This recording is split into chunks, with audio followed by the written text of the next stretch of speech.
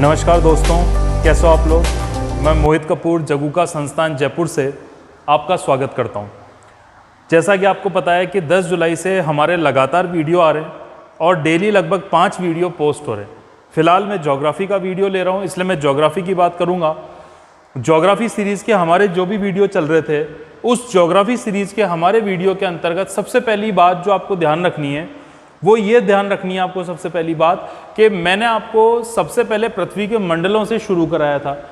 हमारा जो वीडियो था पृथ्वी के मंडल थे, उसके बाद हमने दूसरा टॉपिक जो डाला था उसके अंतर्गत जैसे 10 जुलाई को पृथ्वी के मंडल डाले थे, 11 जुलाई को मैंने वायुमंडल की परतें आपको बताई थी और वायुमंडल की परतों के क्रम में ही कुछ और एक्सटेंड किया गया वीडियो वो आपको इसमें बाकी जो चीज़ें वो बताई जाएगी। मैं इसलिए बता रहा हूँ क्योंकि एग्जाम में इससे रिलेटेड क्वेश्चन पूछे जाते हैं।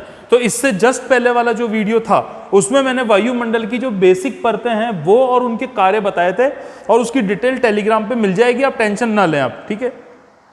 दूसरी चीज आपको क्या ध्यान रखनी है कि ये जो टॉपिक मैंने लिखे हुए हैं ये उसी वायुमंडल की जो परत है उससे संबंधित कुछ क्वेश्चन हैं।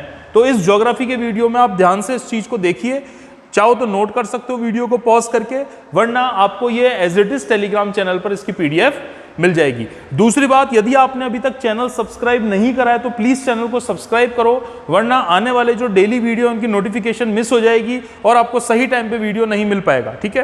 तो चलिए आज का टॉपिक हम शुरू करते हैं। देखो, आपको पता है कि हमारा जो वायुमंडल है, वायुमंडल में पूरी तरह से विभिन्न प्रकार की क्या है, गैसें हैं, ठीक है। आप जब पृथ्वी बनी थी, आप देखेंगे हमारे सौर मंडल में वर्तमान ग्रहों की संख्या कितनी है, 8 है।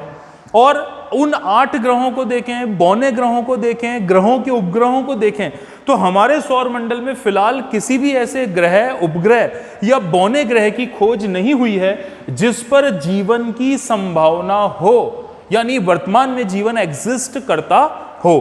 केवल और केवल पृथ्वी ऐसा ग्रह है जिस पर जीवन की संभावना है और जीवन एटलीस्ट यहां पर अस्तित्व में है, ठीक है। हाँ, हो सकता है कि हमारे अलावा हमारे ब्रह्मांड के जो दूसरे सौर मंडल हों उनमें जीवन की संभावना हो या कहीं पर हम जैसे लोग भी निवास करते हों। इस बारे में नासा का अनुमान लगभग पूरे ब्रह्मांड में 20,000 ग्रहों का है, पर चूंकि अभी इसका कोई पुष्ट प्रमाण नहीं है इसलिए हम इस पर आगे बात नहीं करेंगे। हम बात करेंगे पृथ्वी की। आज से लगभग 450 करोड़ साल पहले जब पृथ्वी अलग हुई सूर्य से, तो पृथ्वी ठंडा होने की प्रक्रिया शुरू होती गई। तब पृथ्वी पर वातावरण रहने लायक नहीं था।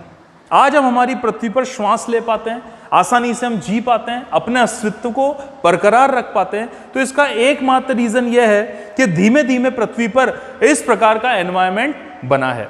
आज से 120 करोड़ साल पहले भी जब पृथ्वी ठंडी होनी शुरू हुई और विभिन्न प्रकार की संरचनाएं बन रही थी, तब भी पृथ्वी पर गैसों का वो अनुपात नहीं था जो गैसों का अनुपात हमें आज दिखाई देता है। तो आपको थोड़ा सा इसमें ध्यान से देखते हुए चलने, बेसिक क्वेश्चन है जो आपके ज्योग्राफी, आपको लग रहा होगा ये साइंस का है, पर साइंस का नहीं है, जनरल ज्योग्राफी है जो आपसे पूछी जाती है।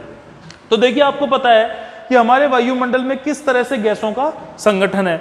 सबसे ज्यादा मात्रा में हमारी वायुमंडल में कौन सी गैस है, नाइट्रोजन है, जो लगभग 78.08% है और लगभग 3/4 से भी ज्यादा इसने एरिया या हम बोले परसेंटेज ऑक्यूपाई कर रखा है। कई लोगों का क्वेश्चन आता है और पूछते भी हैं कि नाइट्रोजन गैस होने से क्या फायदे हैं और क्या नुकसान है। तो दोस्तों, नाइट्रोजन गैस होने से कोई विशेष प्रकार का नुकसान नहीं है, क्योंकि नाइट्रोजन एक अक्रिय गैस है। अगर मैं श्वास लूंगा तो श्वास के माध्यम से नाइट्रोजन जितना इंटेक होगा उतना ही आउटपुट के रूप में बाहर आ जाएगी। आपके डायरेक्ट बॉडी और नाइट्रोजन गैस को एक्सेप्ट नहीं करता। हाँ, नाइट्रोजन हम कई कमर्शियल यूज में काम में लेते हैं। जैसे आपने देखा होगा हमारे जो पैक्ड फूड आते हैं, जैसे नमकीन का पैकेट है, बिस्किट का पैकेट है, स्नैक्स के पैकेट है, उसमें नाइट्रोजन भरी जाती है ताकि उसका ऑक्साइड नहीं बन जाए और वो चीज़ जल्दी से खराब नहीं हो जाए या स्मेल ना आने लगे। तो इस प्रकार कई जगह नाइट्रोजन यूज करते हैं। एडवांटेज ये है कि दूसरे नंबर की जो गैस मानी जाती है वो ऑक्सीजन मानी जाती है, और ऑक्सीजन प्राणवायु है। हमारे जीवन के जरूरी जो हमारा अस्तित्व है उसके लिए ऑक्सीजन जरूरी है, पर आपको पता होना चाहिए कि ऑक्सीजन जलाने में सहायक है। कहीं आग लगी हो, आपने ऑक्सीजन इनपुट पे दे दी या ऑक्सीजन वहां पर अप्लाई कर दी तो आग और ज्यादा भड़क जाएगी। तो आपको मैं सीधा सा बता दूं, नाइट्रोजन इतनी ज्यादा होने का सबसे बड़ा एडवांटेज यह है कि हमारे वायुमंडल में नाइट्रोजन जो है वो ऑक्सीजन की सक्रियता को कम करती है, और इस कारण आग पर वर्तमान में काबू पाना यदि पॉसिबल हुआ है तो उसका एकमात्र कारण कौन सा है? नाइट्रोजन है। इसके अलावा ऑर्गन है। ऑर्गन आपको पता है एक प्रकार की अक्रिय गैस होती है, 0.93% है। आपको बिल्कुल ध्यान रखना है इसका परसेंटेज, ज्योग्राफी वाले सेक्शन में पूछा जाता है। और 4th नंबर पे है कार्बन डाइऑक्साइड, CO2। कई लोग कंफ्यूज रहते हैं, वो बोलते हैं कि CO2 को हम प्रदूषक गैस माने या नहीं माने। तो दोस्तों मैं बताना चाहता हूं कि CO2 किसी भी प्रकार की प्रदूषक गैस नहीं है। इसका सबसे बड़ा डिसएडवांटेज यह है कि जो CO2 है वो ग्रीन हाउस इफेक्ट जनरेट करती है। यानी आज आप देखते हैं कि लगातार पृथ्वी का तापमान बढ़ता जा रहा है। भाई कई नुकसान है ना पृथ्वी का तापमान बढ़ने से। देखो, अगर CO2 की मात्रा ज्यादा बढ़ती गई पृथ्वी पर, अब ये मत सोचना कि जनसंख्या बढ़ रही है, क्योंकि आज विश्व जनसंख्या दिवस भी 11 जुलाई को आपके था, तो ये बात नहीं है कि जनसंख्या की वजह से CO2 बढ़ती, बोला हम CO2 बाहर छोड़ रहे हैं। उसका और मेन कारण है कि हम जीवाश्म पदार्थों का दहन कर रहे हैं। यानी कोयला हो गया, दूसरे पेट्रोलियम हो गए, हम उसको लगातार जला रहे हैं, तो उससे कार्बन डाइऑक्साइड की मात्रा बढ़ रही है। पेड़ों को हम लगातार काट रहे हैं, तो उनको अवशोषित करने वाला कोई नहीं है। जैसे जैसे CO2 की मात्रा बढ़ती जाएगी तो पृथ्वी के चारों तरफ क्या बना लेती है? एक परतनुमा संरचना का निर्माण करती है। इस कारण सूर्य की जो हीट पृथ्वी पर आती है वो अपने निर्धारित समय पर या रात्रि में अंतरिक्ष में वापस से परावर्तित यानी रिफ्लेक्ट नहीं हो पाती, और कुछ वर्षों में हम देखते हैं कि पृथ्वी का जो औसत तापमान है वो लगातार बढ़ जाता है। और इसके कारण सबसे बड़ा दुष्परिणाम ये होता है कि जो ध्रुवीय क्षेत्र हैं, उत्तरी ध्रुव, दक्षिणी ध्रुव, उदाहरण के लिए आर्कटिक क्षेत्र, अंटार्कटिक क्षेत्र, ग्रीनलैंड, कनाडा, यहां की बर्फ क्या होगी? पिघलेगी। जब बर्फ पिघलेगी तो नदियों का प्रवाह तेज होगा, तो जब नदियों का प्रवाह तेज होगा तो रास्ते में आने वाले जो क्षेत्र होंगे वहां पे जो नदियां हैं वो अपना मार्ग परिवर्तित कर लेगी बहाव तेज होने के कारण, और वहां पे बाढ़ आ जाएगी, जन और धन की हानि होगी। इसी तरह से ये नदियां अंतिम रूप से समुद्र में प्रवेश करती है, और जब ये नदियां समुद्र में प्रवेश करेगी तो आपको पता है क्या होगा कि समुद्र के जल स्तर में वृद्धि होगी, और जो छोटे छोटे द्वीप हैं जो समुद्र के किनारे हैं, अभी आपने देखा होगा हाल ही में कौन सा संकट चल रहा है? मालदीव संकट। तो ये द्वीप आपके डूबने के कगार पर आ जाएंगे, जैव विविधता नष्ट हो जाएगी, समुद्री का पानी का टेम्परेचर बढ़ता जा रहा है, और समुद्री जीव लगातार उनकी प्रजातियां क्या होती जा रही है? नष्ट होती जा रही है। IUCN की रिपोर्ट है, जो उसके बारे में मैं आपको आने वाले क्लासेस में डिस्कस करूंगा। तो बहुत सारे दोस्तों दुष्परिणाम है CO2 के, फिर भी CO2 ग्रीन हाउस गैस तो है, वैश्विक तापमान में योगदान देती है, परंतु CO2 को हम प्रदूषक गैस नहीं मान सकते। तो ये तो 4 गैसें जो ऑर्डर आपसे पूछा जाता है। अन्य गैसों में आपकी हाइड्रोजन, हीलियम, फिर आपकी क्या हो गया? जलवाष्प, वाटर वेपर। जलवाष्प भी बहुत इंपॉर्टेंट होता है, ठीक है ना? पृथ्वी का तापमान कम होने से भी बचाते हैं और ज्यादा बढ़ने से भी क्या करते हैं? बचाते हैं। और एक आपका हो गया धूल के कण, एरोसोल्स, ठीक है? धूल के कण भी बहुत अत्यधिक मात्रा में पाए जाते हैं। न्यून प्रतिशत में गैसें जो अक्रिय गैसें होती हैं, नियॉन, जेनॉन, क्रिप्टॉन और हीलियम। हीलियम मैं यहां भी लिख चुका हूं, तो दोबारा लिख दिए, कोई दिक्कत नहीं है। अच्छा, एक मैं आपको दोस्तों बात बताना चाहूंगा। अभी आपने देखा होगा, मैंने क्या बोला था आपको, ज्योग्राफी जब मैं पढ़ाऊंगा तो जो भी करंट में हो रहा है उसको मैं कनेक्ट करके ज्यादा से ज्यादा आपको समझाने की कोशिश करूंगा। पिछले 2 या 3 महीने से आप देख रहे हैं कि भारत के जो विभिन्न प्रकार के क्षेत्र हैं उसमें भूकंप के झटके महसूस किए जा रहे हैं। उत्तर भारत हो, पूर्वी भारत हो, उत्तर पूर्वी भारत हो, पश्चिमोत्तर भारत हो, दक्षिण भारत हो, लगातार 4 से लेके 5 की तीव्रता के झटके आ रहे हैं। सामान्य प्रक्रिया है, प्लेट विवर्तनिकी के कारण ये झटके आते हैं। कभी कभी फॉल्ट लाइन मिलती है तो उसके कारण ये झटके आते हैं। अब आपने देखा होगा कि भूकंप ऐसी चीज है जिसका हम पूर्वानुमान नहीं लगा पाते। मतलब वैज्ञानिकों ने कई डिवाइस डेवलप की है, पर अभी भी भूकंप आपके सिलेबस में भी है, रीट के सिलेबस में, हम भूकंप का पूर्वानुमान नहीं लगा सकते सही से। तो दोस्तों मैं एक गैस का नाम लिख रहा हूं आपको, इंपॉर्टेंट क्वेश्चन है, पूछा जाता है। इस गैस का नाम है रेडॉन। ये जो गैस है, इस गैस का नाम क्या है? रेडॉन है।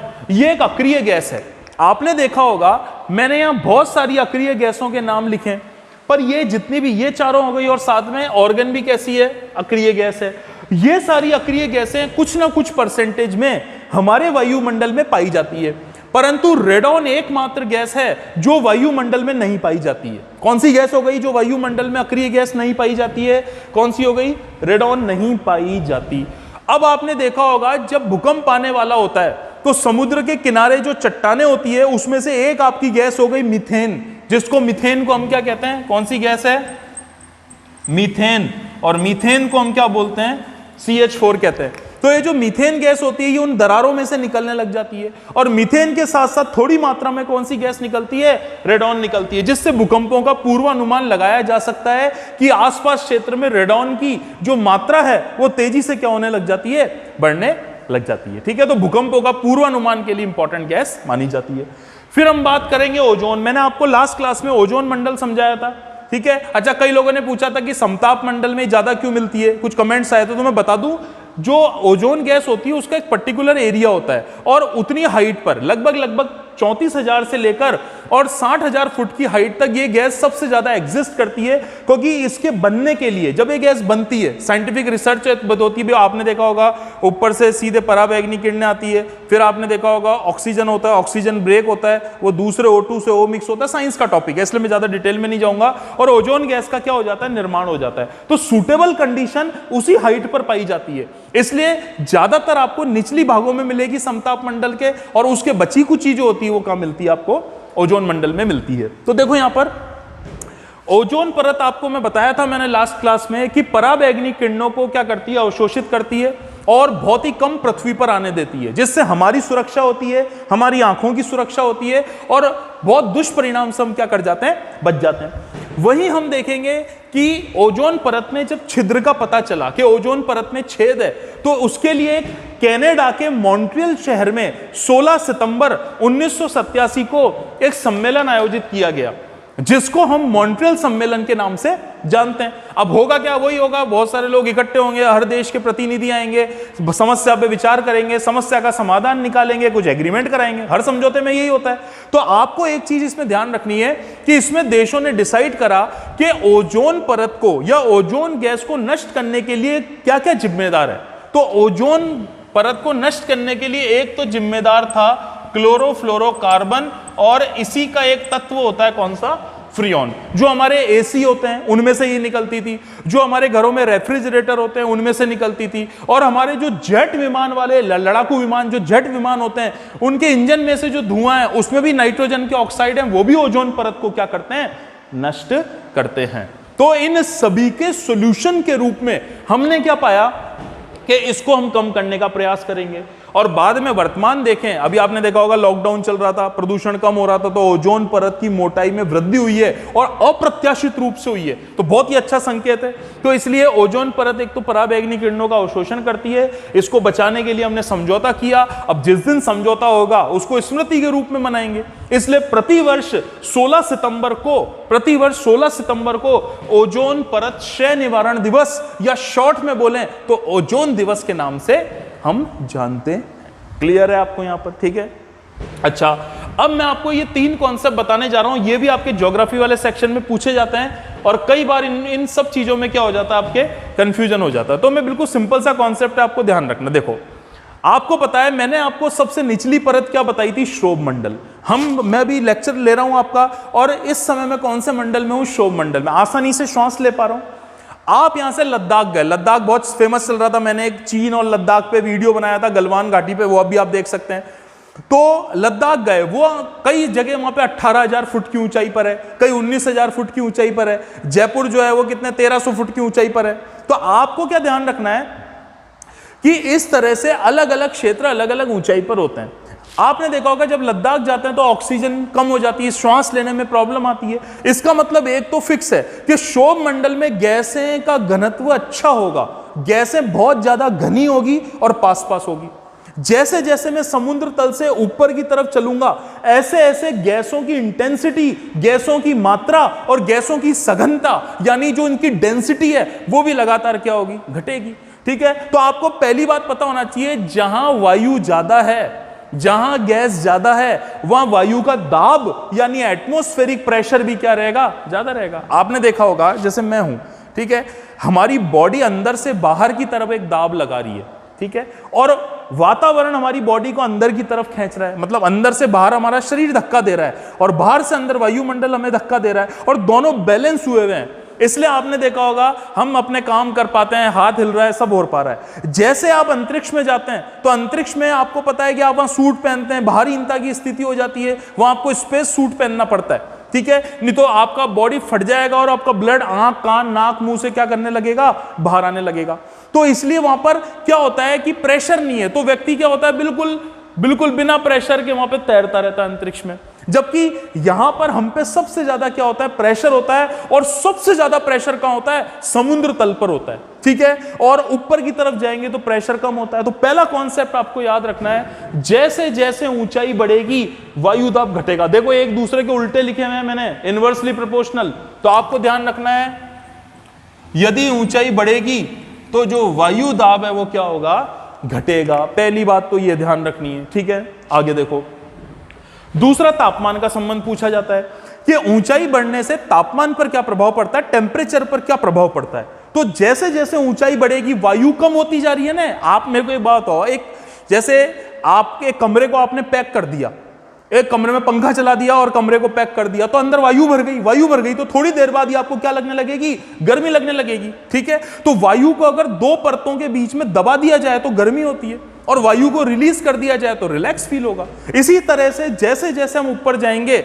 वैसे वैसे वायु का दाब तो कम हो रहा है, वायु की सघनता कम हो रही है, गैसों की सघनता ऊपर जाने पर क्या हो रही है, कम हो रही है, इसलिए वहां पर टेम्परेचर क्या होगा, कम होगा। तो जैसे बिल्कुल नॉर्मल कॉन्सेप्ट है कि यदि आप 165 मीटर की ऊंचाई पर जाते हैं तो तापमान में 1 डिग्री सेल्सियस की क्या आ जाती है, कमी आ जाती है। यानी मैं जैसे 165 मीटर ऊपर गया 1 डिग्री घट गया, फिर 165 मीटर ऊपर गया फिर 1 डिग्री घट गया, फिर 165 मीटर ऊपर गया फिर 1 डिग्री घट गया, इस तरह से इसमें कमी आती रहेगी। और अंतरिक्ष में तो माइनस में, अंतरिक्ष में क्या, हमारे समताप मंडल में टेम्परेचर कई बार किस में पहुंच जाता है, माइनस में। पर कभी भी पूरे वर्ल्ड में जो टेम्परेचर है वो 1 केल्विन से कम नहीं, मतलब आपने देखा होगा ना, जैसे -273 -273.15 डिग्री सेल्सियस से कम टेम्परेचर पूरे ब्रह्मांड में कहीं नहीं जाता। इससे नीचे आपको कहीं नहीं मिलेगा ब्रह्मांड में। इसको ही कहते हैं एब्सोल्यूट जीरो टेम्परेचर, हिंदी में बोलेंगे परम शून्य ताप, ठीक है। अब देखो यहां पर ये मैंने बता दिया। अब यहां एक अपवाद है। अपवाद कैसे है कि जैसे जैसे देखो, सबसे पहले आपका मंडल कौन सा था, नीचे क्षोभ मंडल, क्षोभ मंडल के ऊपर समताप मंडल, समताप मंडल के बाद ओजोन मंडल। ओजोन मंडल में गैसों की सघनता बढ़ जाती है, तो जैसे जैसे ऊपर जाते हैं टेम्परेचर घट रहा है, पर ओजोन मंडल में उल्टा होता है। ओजोन मंडल में जैसे जैसे ऊपर जाते हैं टेम्परेचर बढ़ता है, और जैसे ओजोन मंडल खत्म हो जाता है वापस से वही पुराने ढर्रे पे आ जाते हैं, ऊंचाई बढ़ने से टेम्परेचर घटेगा। तो आपको जनरल कॉन्सेप्ट याद रखना है कि जब जब ऊंचाई बढ़ती है तो टेम्परेचर घटता है, पर ओजोन मंडल में उल्टा होता है। ओजोन मंडल में ऊंचाई बढ़ने के साथ साथ टेम्परेचर भी क्या होता है, बढ़ता है। तो उम्मीद है दोस्तों, मैंने ये जो कॉन्सेप्ट बताए बहुत इंपॉर्टेंट कॉन्सेप्ट हैं, छोटे छोटे कॉन्सेप्ट हैं, पूछे जाते हैं, तो आप इसको अच्छे से रखिए। जो नेक्स्ट वीडियो अब आपके सामने मैं लेकर आऊंगा, क्योंकि कल होगा आपका संडे, मतलब अब ये मेरा लेक्चर तो मंडे को आपको आप दिख रहा है, तो आपने देखा, मैं पहले एक बार वापस रिपीट कर दूं, संडे की हमारी छुट्टी रहेगी, तो संडे को सारी क्लासें ऑफ रहेगी, संडे को कोई लेक्चर नहीं होगा, करंट अफेयर्स भी नहीं होगा, उसके अलावा डेली 5-5 लेक्चर आते हैं। तो नेक्स्ट क्लास में हम मिलेंगे ज्योग्राफी की क्लास के साथ, एक नए टॉपिक के साथ, कंटिन्यूएशन के साथ। और कोई दिक्कत हो तो कमेंट करिए, और चैनल को सब्सक्राइब करिए, और अपने मित्रों को भी करवाइए, और उसके साथ जो घंटी का निशान है, बेल आइकन, उसको भी दबा दीजिए। तो दोस्तों फिर मिलेंगे, आज के लिए बहुत बहुत धन्यवाद।